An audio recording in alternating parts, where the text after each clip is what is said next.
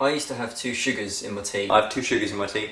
Alex fact. But that Alex you're seeing there isn't really me anymore because I've stopped having sugar in my tea. Now that's obviously just a small thing and it doesn't really matter, but the point I'm trying to make is that I like change and self-improvement from kind of really big life things right down to how many sugars am I going to have in my tea. To me it keeps the world exciting and fresh to keep pushing myself out of my own comfort zone. But the problem is obviously it can be scary and it's difficult to keep pushing yourself out of the familiar and into the unknown. The video you're about to see demonstrates that pretty well.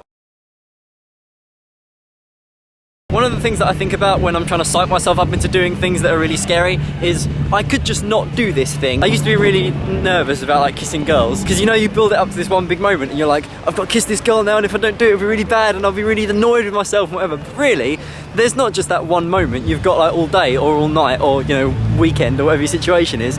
So you can just pick and you think ultimately I don't have to do this right now. And then that makes me feel better about doing it because I think no, I want to, even though it's scary.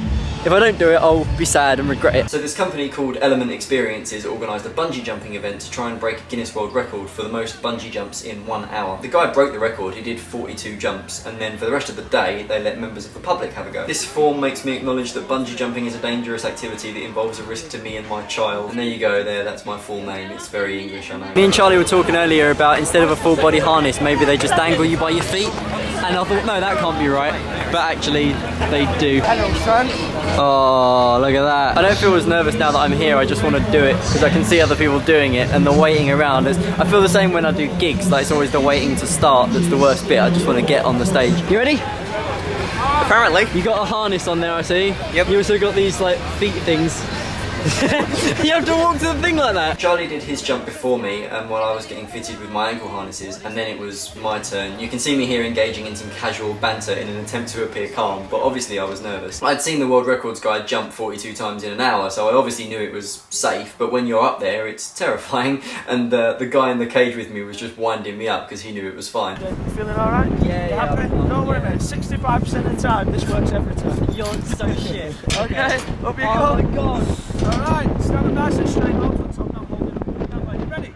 No. Let's go, 3, 2, 1. It's a really weird feeling. The best way I can describe it is like, you know, in sci-fi shows where someone has a destiny and they can't divert from their destiny, or they've gone back in time and there's this one thing that they absolutely cannot do because it will change the future. But then at the pivotal moment of the story, the character does that thing that they shouldn't do and the whole world just has to react. You know, there's nothing that can be done to stop them. They have exerted their free will and all you can do now is deal with it. So your natural instinct is to survive and protect yourself and not jump from 160 feet into the air into nothing. So that's like the ultimate kind of exertion of free will over everything else. But then as soon as I took off, my survival instinct kicked in and said, what are you doing? You're going to die, obviously. You're falling through the air. And that's when I started screaming. Bungee.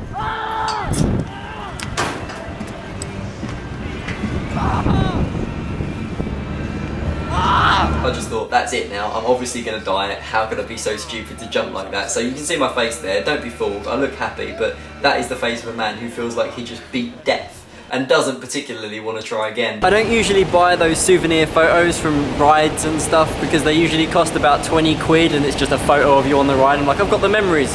But this one, I definitely had to buy. As you can see, it's absolutely brilliant. Now I can look back on it, the bungee jump was fun and I would do it again, I think. Giving up sugar in my tea was pretty easy, but the bungee jump was more rewarding, so there's a lesson there. 3, 2, 1.